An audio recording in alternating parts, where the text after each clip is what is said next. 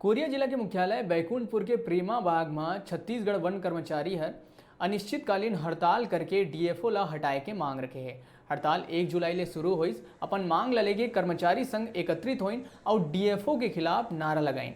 उमन कहीन कि तानाशाही नहीं चले। डीएफओ मनीष कश्यप के हाथ ले निलंबित कर्मचारी पवन रुपोलिया ह कहिस कि वन मंडलाधिकारी के तानाशाही रवैया ले तंग आ चुके हैं, जिन्हें कर्मचारी मन ला मानसिक रूप से परेशान करत है।